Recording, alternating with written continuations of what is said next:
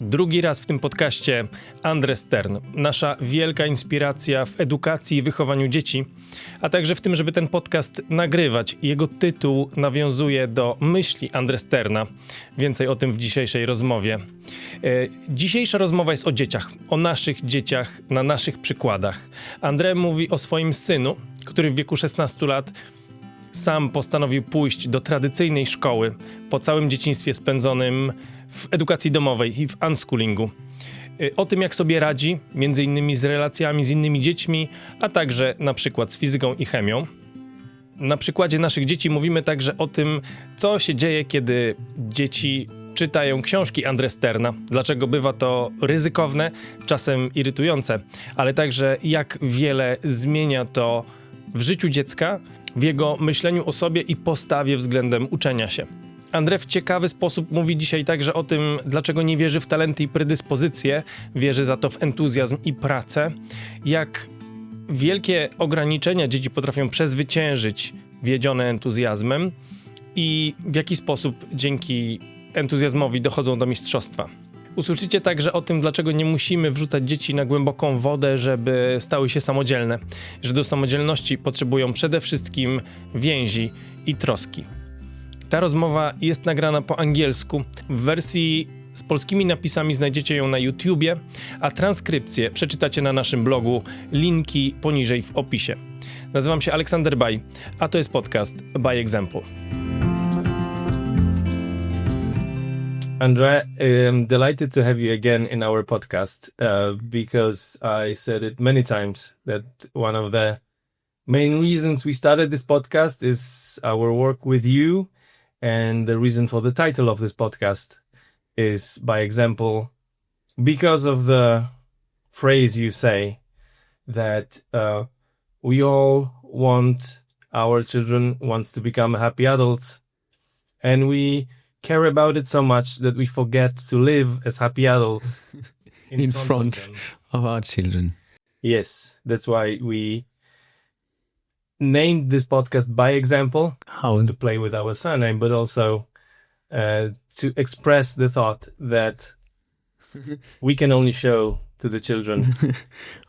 Thank you so much for having me again, and thank you those are very touching stories, and it's more important that you think, because you never know if what you do is landing somewhere, and when testimonials like those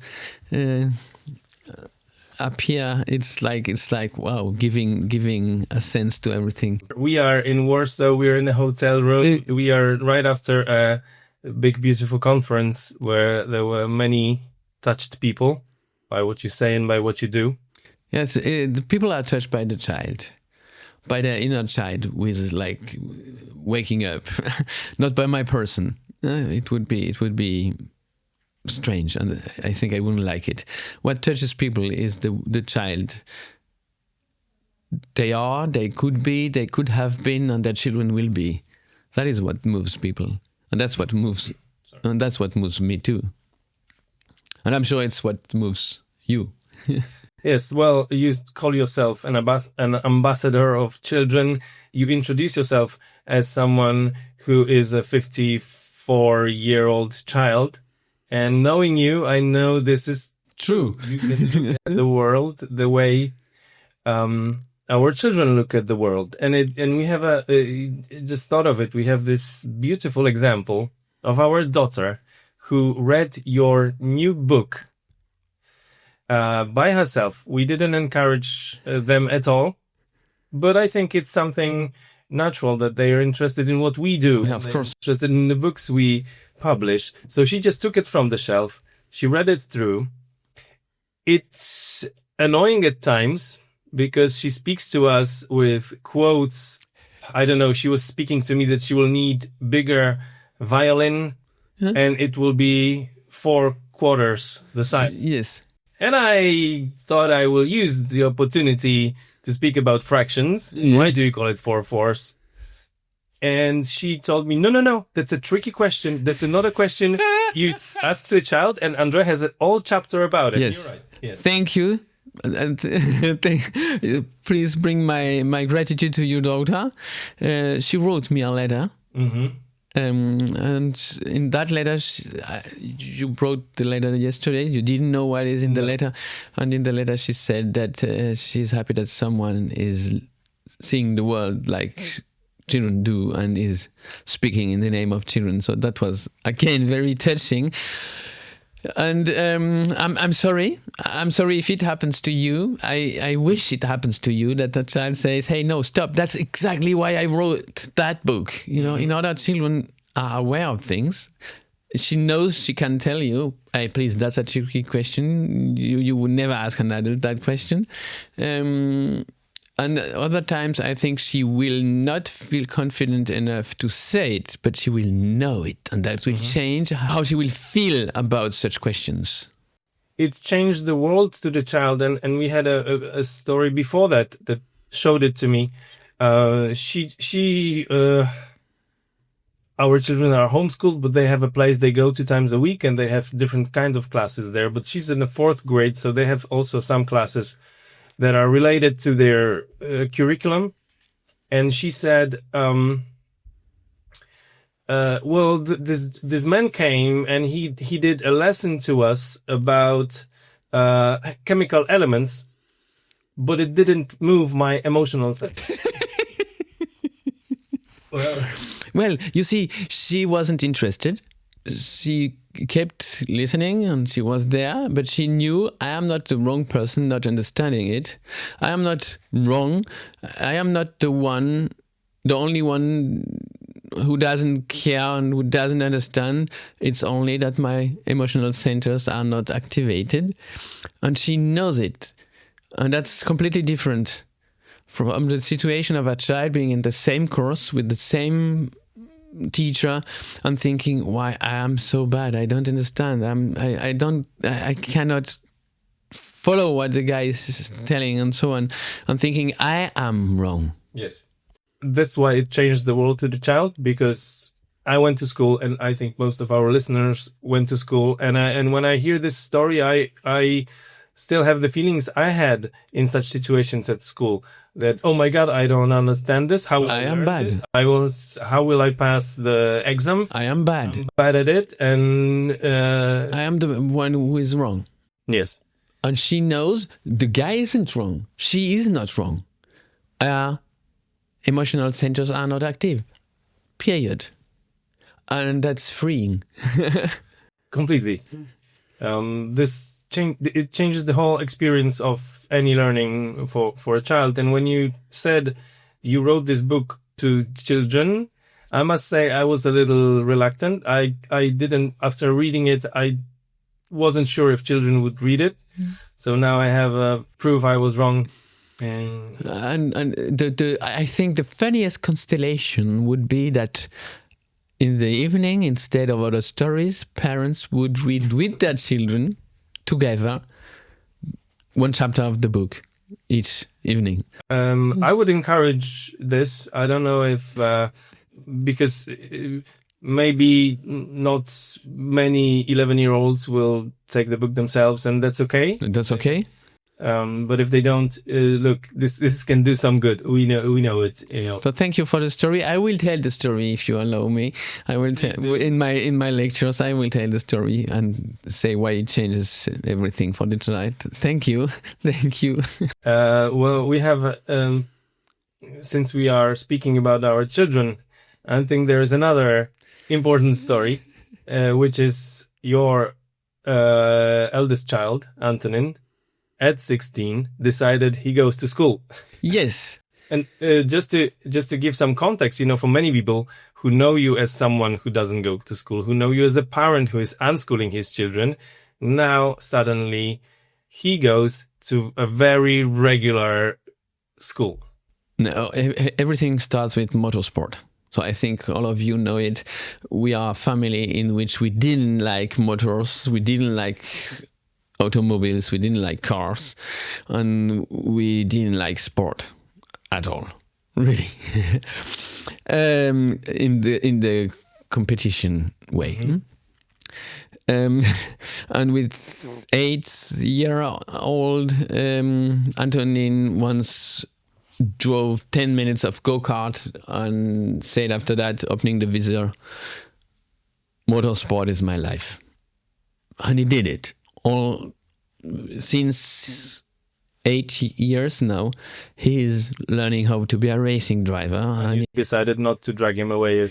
I had two possibilities. The first possibility was to think, to stay by my conviction that motors and sports are the worst, or to go over to the other conviction that that child will write his own story no matter what. If it is his destiny, he will do it with me or without me. So I prefer with me. I chose to be at his side and to go into the history as the one who supported him and not the one who made the way more difficult as it already is. And so he started learning how to be a racing driver, and he's good, but he's training a lot, so it's not a wonder that he's good, because he's so enthusiastic, and you know it when a child is enthusiastic. You can say it, it's not apologetic. He's simply good because he's simply enthusiastic about it. And then he had the possibility, because of good friends of us, to go in May, as he was 15, to go to Munich to the BMW motorsport building and have an internship for 1 week, seeing all the engineers working on race cars. And he came back, and I noticed that was the first time he flew alone, and so and went away a whole week. So I missed him a whole week. We missed him a whole week. And he didn't communicate a lot. He was very busy, and that's part of being abroad. He came back, and I saw something is working inside of him, within him. And after a while, he told us, look, my father, he meant me, plays guitar and builds guitars. He's a guitar builder, guitar maker. So I want to drive race cars, and I want to build them. I want to make them. So I want to become an engineer beside of being a pilot, a driver. And in order to do that, I want to go the very classical way, and I want to go to an engineer school. So I don't know how it is in Poland. You need to. So we have what we call the baccalaureate. It's your last exam of when you are 18. I don't know how. Okay. Okay. Okay. I wanted to say in German you say Matura to that. Okay. So he wants that, and look. The first thing we have to see here is that he wasn't afraid in a family where one of the parents didn't go to school, but the other one did. Pauline, my wife, went to school long, studied all the way, and 5 years after graduation. It was not even an idea that he could have some hesitation to tell us that he wants to go to school. He knew it's my way. I am not living the project of my parents. I am living my way. I'm writing my own story, and I have no fear at all that my parents will be against it. So that freedom is so important, that the child is so confident to know I can decide something completely else as my parents and be taken seriously and not being dragged away from my idea.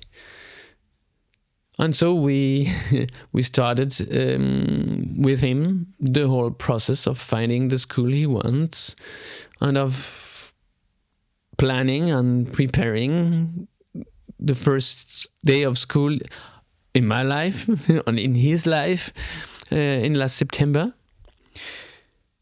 And he is carried by the wings of enthusiasm.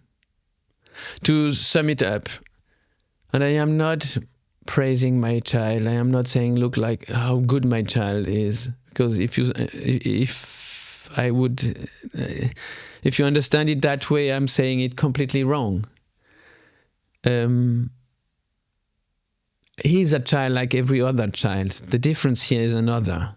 It's not a gifted child. And I don't believe in gifted children, in the notion of gift, of predisposition, of talent. I only believe in enthusiasm and work coming together. Mm-hmm. I know, that musician I love, Marina. She plays a decachord. It's a 10-strings guitar. Playing guitar is hard. Playing the barre, you all know the barre, I think. It's a torture for everyone trying to play guitar. And Marina has everything but a predisposition. She has relatively short fingers. So that for the barre, she has fingers that are short enough for a normal guitar. But now she plays a 10-strings guitar. And with such a neck. Yeah?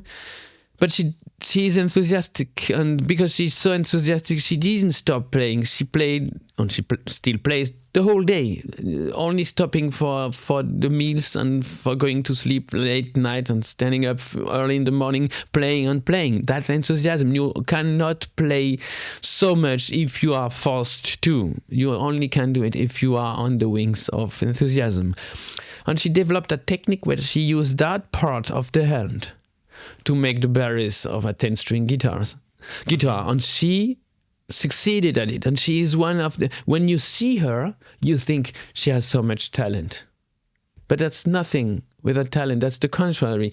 It was a difficulty to her, but she worked so much with such enthusiasm that she look like it's easy for her. But thinking it's easy for her is wrong, because then you don't see all the hours of hard work. And it's wrong for the others that are not talented, because you speak them the right out to be enthusiastic and as good as Marina is at 10-string guitar playing, at something else. And Antonin is a child like others, like all other children.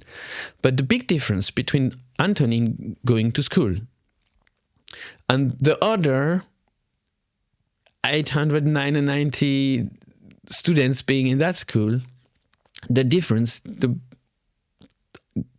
that defines everything, mm-hmm. is that you have 899 children who must be there, who have to be there. That's mandatory. They have to be there. And you have one child who wants to be there, who wants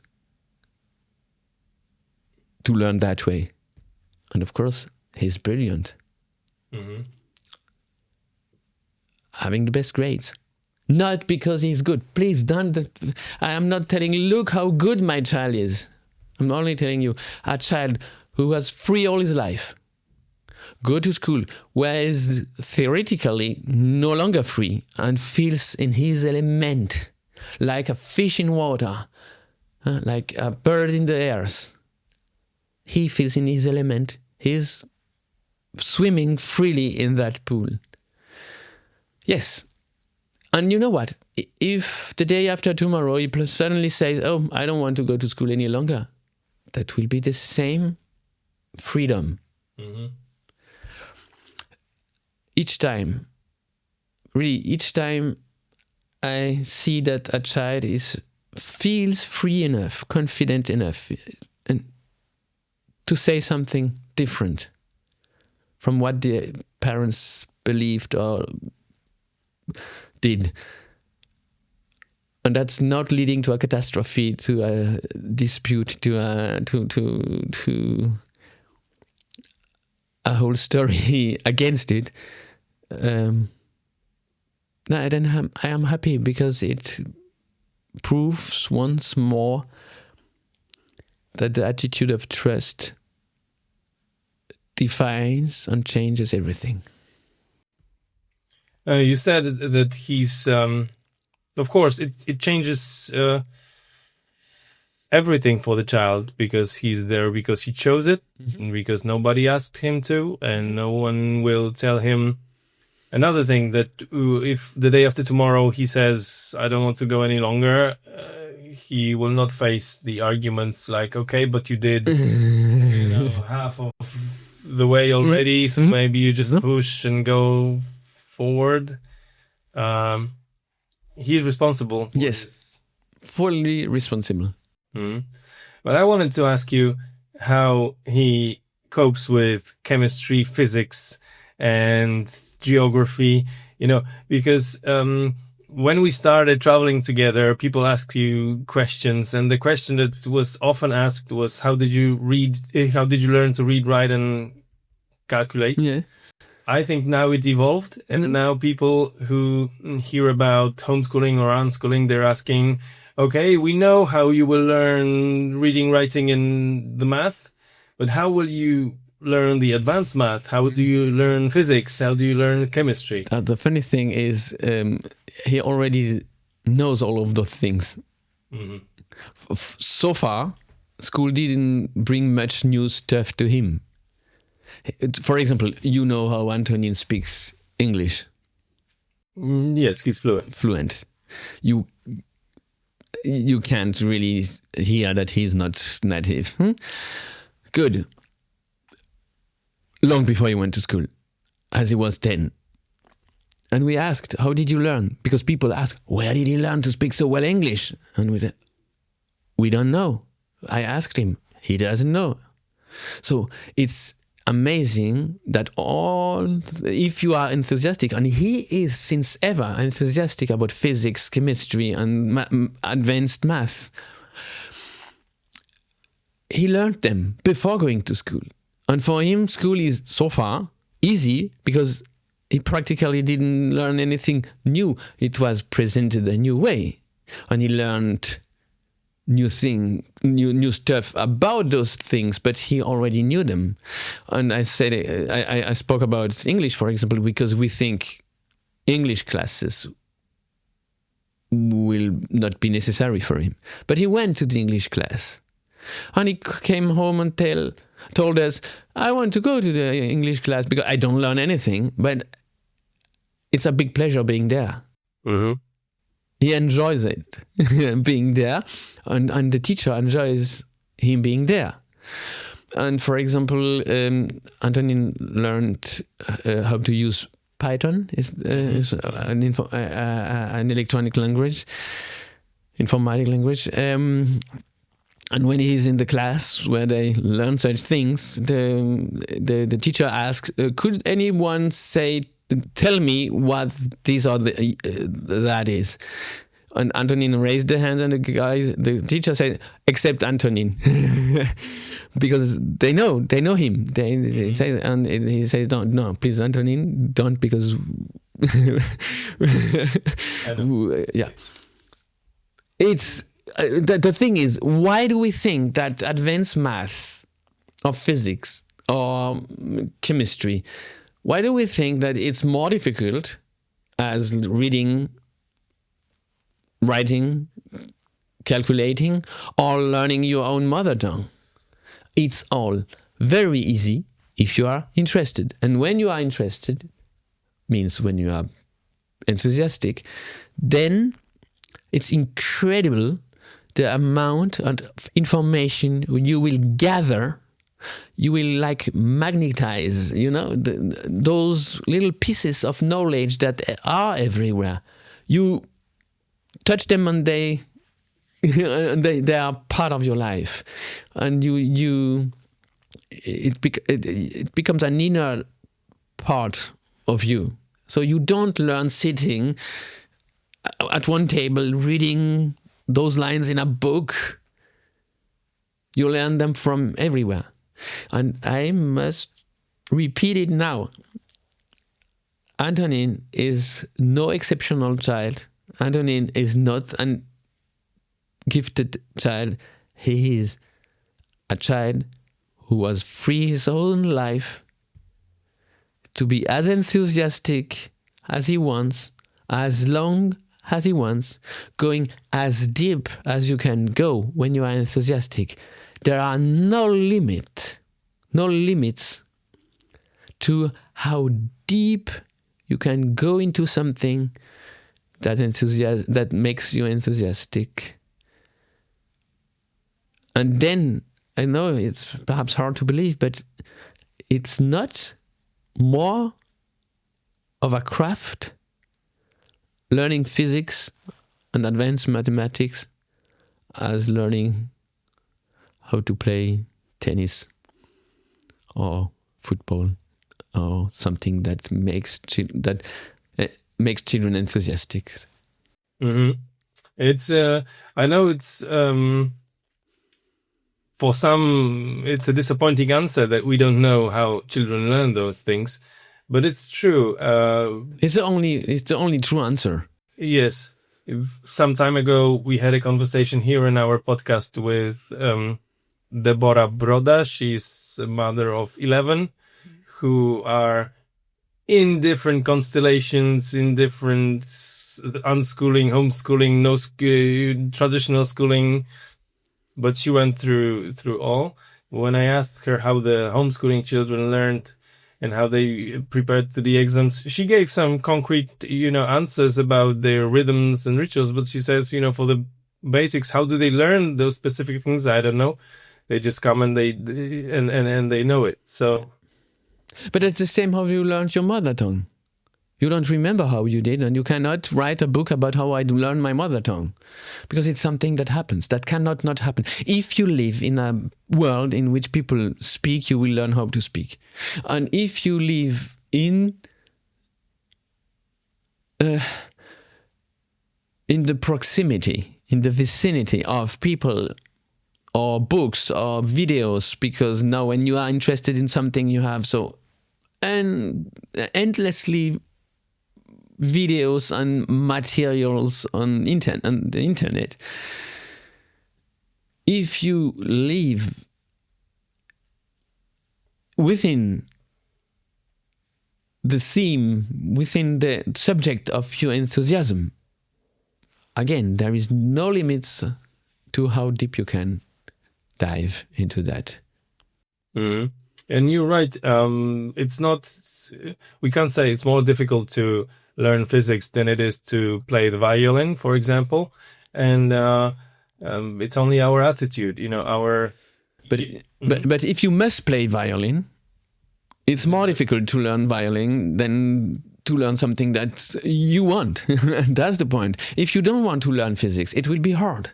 If you don't want to learn violin, it will be hard.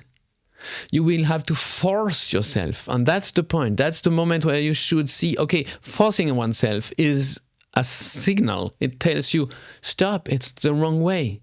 It's not yours. And if you think, I will force myself to play the violin, although I don't like violin, or I like violin, but I don't like to play it, or I don't want to play it now, it's lost time. Because I don't know, perhaps you are an expert in dinosaurs, and all the time you torture yourself on the violin is time you don't invest in the things that makes you enthusiastic, which are the things in which you're good, which are the things that seem to be easy for you. And that are the things where you can't stop learning about them. And things then in 50 years you will still be learning about those things because they will evolve with you and new material will come to it. And all your time you spend on things that you are not enthusiastic about, that require a lot of effort, a lot of energy for no results. You're losing time. Time you could invest in what is important, what makes you a genius, what makes you useful to the world. I think we still live in a society where we, as a society, believe that it's more important that you know physics and chemistry and advanced math than that you were able to play the violin. And that's why we force children. How many adults use nowadays physics and chemistry and all those things they were forced to learn in school? Of course, I always think about Ken Robinson and his, main message, which is 20 years old now. No, it's much more. Yeah. But he said today in 21st century, we absolutely cannot say that physics and chemistry is something that children will need in the future, and music is something they will not need. Oh, that's still actual. It's even more actual. Yes. Up to date. Yeah, and if you look, a few people, like Antonin wanting to become engineers, will use every day what they learned in school about physics or math or whatever. But 99% of the other people, they don't. So that's wasted time, wasted energy. You don't on stress, on everything. What could easily be avoided if we would celebrate whatever makes you enthusiastic. You often say that you are not against school. Yes. And because I'm not against school. Not against school.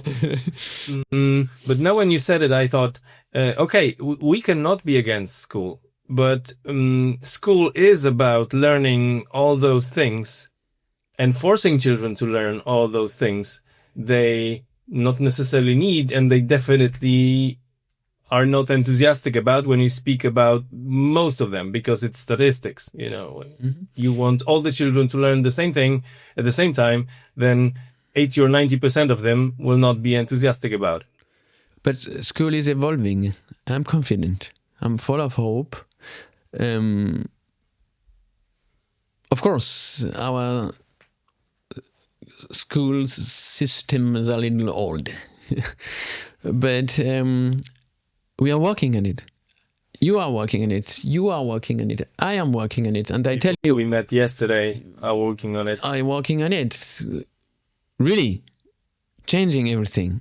And it changes the life of many children. And we have a lot of children going into the Mallard. And the Mallard changes children and changes everything for children and for their parents. That magical place is spreading, and I must say, I am 35 years working on this, traveling around the world to be the voice of children. If I didn't see change happening, I wouldn't have the energy of keeping doing it.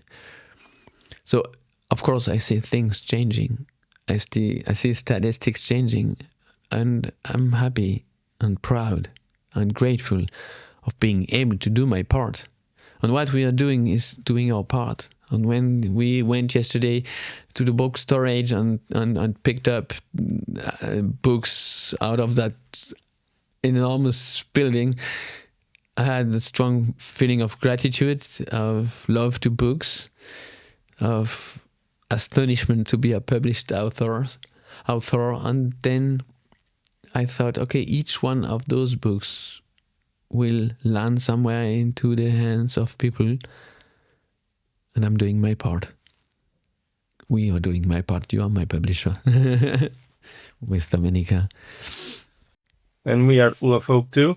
And we observe the same way that what you say, what other people say around Poland and around the world makes people change the way they think about school and learning. And yes, it gives hope for the future.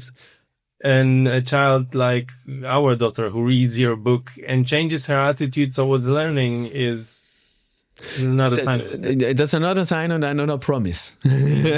Because if we would miss the train of change, our children won't. I tell you, the generation of your daughter, my children, when they come into the age where they have a position of power, which they won't call power because it will not be any longer power, that will change a lot, a lot of things because of the virtual world they are living partially in. They know so much about so many things that you will not be able to tell them the things we said to children until now because they know best. There is one more piece of the newest book that touches me particularly, and I don't want to go into the full story, but you write a sentence that we don't learn to be independent by being thrown into the deep water. Mm-hmm. Learn it by being among independent people. And when I read it, it recalled a story of my father, who was, by the outside circumstances, put into the deep water early in his life. You know, he left when he was 20. He left to live in another country. It was 70s and 80s. He couldn't contact home. He lost all the money. He had to take care of himself. He had lots of adventures, which he used to tell us when me and my brother, when we were young. And now he's someone we would call a successful person in his professional career. And I always thought of him as someone very independent, someone who can always handle whatever he's faced. And when a big crisis came to our life and to our company, and we were considering, should we be still doing it? Maybe we should quit. Then I thought, we will handle, we will manage.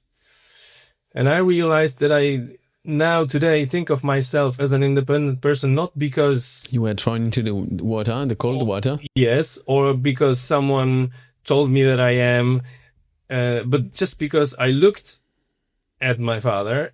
And now as you say, our children become the way they see us. They become the way we see them, and they become the way they see us, of course. And really, you don't get independent because I force you to be independent. What is the classical method? Huh? You know, you will still find, I spoke with a swimming teacher, mm-hmm. and he said, you will find a lot of swimming teachers, telling you the best way of teaching a child how to swim is to take the child and throw it into the water, into deep water, and the child has to survive. Or the child has a lifelong trauma about being thrown into the water because its tragedy is everything. But if you live with people swimming and people being independent, you will become the way they are. They live, of course. Look, I was never thrown into the deep waters. And I don't think that I'm a lost person not being able to be independent, because we think we have to force children to independency, you know, and that's not at all the case. Always the same. If you want a child who is autonomous, who is independent, then give to that child so much attachment as possible. As much as possible, more and more. The more attachments you give, the more independent the child will be. And that's not what we think. We were taught the other way. We were taught we have to force the child to be independent. We have to bring it in his room with a closed door. And that's not the way you become independent. That's how do you become you get a trauma for whole your life. Yeah? And I know it's counterintuitive because of those paradigmas we were taught. But the more attachment you give, the more care you give, that wonderful word, caregiving, the more care you give, like in the Mallard again. Arno does everything for the child being in the Mallard. And you would think that ends like in a spoiled child, wanting everything, not being able to wait, not being able to be taking care of others. And that's the contrary. A child who experiences that possibility of being taken care of knows how to take care of others, wants to take care of others. So I know it's not what we believe. We believe we have to do the contrary. But you, your children, me, my children, and a lot of other people who had so much care and so much attachment prove the contrary. The more attachment you give, the more care you give, the more independent the children will be, and the more they will be directed towards others. And I think the most beautiful example of attachment and what it brings to the life of the child is the story of your father. And I'm happy you brought him to this conversation and you brought Malo to this conversation. And I'd love to go more into that for those who doesn't know Malort and Arno, but we have to rush. We have to go. But I can't tell the story quick. Go ahead. Because for those of you who don't know that my father died last year. No, 2 years ago, no, soon, no, 1.5 today when we are recording. But that gives you an indication. His childhood took place in the time of the Second World War, which are the worst circumstances, the worst conditions, and the worst environments you can imagine for a child. Because 12 years of war, that was his childhood. 12 years of fear. 12 years of flight because they had to, because of Nazi persecutions. They have, as Jews, they had to run away all the time. 12 years. And we think, oh, that's the worst for a childhood. And that's the worst. Of course. Each time we see children playing on the ruins of their homes, or shaking in underground tunnels, we are shocked, and I think we could be shocked, be more shocked ever, because how to bear an order of the world in which this can happen? And not only is happening, is generated by our order of the world.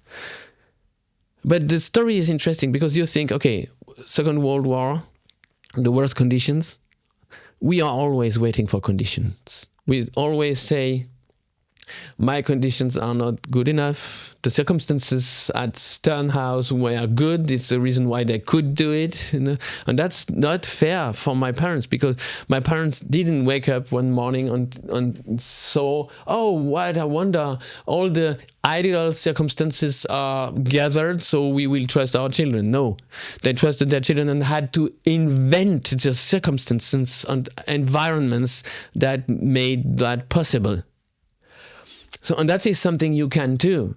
And that's not fair for you if I say Stearns can and you can't. Because you can. But when you asked my father, how was your childhood? He always said, wonderful. Wonderful. Wonderful in German. Wonderful. And we say, wait, what? Nazi persecutions, war, fear, flight, and you tell us you had a wonderful childhood. And he said, yes, because my parents and me, we were living in a deep attachment. He always says, my parents and my parents could not give me any material security, but they gave me an emotional and affective security all the time of my childhood. And that's my hope here, because it frees us from every circumstances and conditions and environments, and it tells us, okay, it's important, but it's not as important as attachment. If you do that, you succeed at doing that with the attachment, there can be world war, you can have those camps in the end, the child will say, I had a wonderful childhood. And that's a big hope. And I thank you for giving me the opportunity to speak about that. And I thank you for listening. I love that. Again, as I always say, for the time of that short interview we just had, because we have to run to the next point, to the next item. For the time of that conversation, I'm sure that you came to this side of the mirror where we trust, where we live in trust. And my big hope is that someone among you want to stay any longer, a few minutes longer on that side of the mirror where we live in trust. And each minute we spend on the side of trust is a blessing for childhood and for humanity. So thank you. Thank you. Thank you, André. Beautiful way to finish this conversation. I'm happy you told the story. You're right, we have to rush. So thank you for taking this time to say it. And thank you for what you do, because you change our life, you inspire us, then you inspire our children and many other people around. And like you said, I have a lot of gratitude that that our paths crossed, and that now, because we can work with you on meetings, on books, then we see the fruits of it. We see how that it changes the life of people, and this is the most beautiful reward we can have. Of course, and something more. Yes, I'm happy our paths crossed, because that's never one way. Never one way, as you know. So my deep gratitude. And now I can use the examples of buys in my lectures. Yeah. So I hope your daughter will not charge me for the copyrights of her stories. We will handle. Okay, thank you. Thank you for listening. Thank you for being with us, for being part of our community, of our society, of our village. And if you want to know more about Arne and Malort, we will drop some links in the description. Do that. And if you want to meet André in person or know about his next appointments in Poland, please sign in for our newsletter. The link is also in the description, and then maybe we can meet in person. André, thank you very much. Yeah, thank you.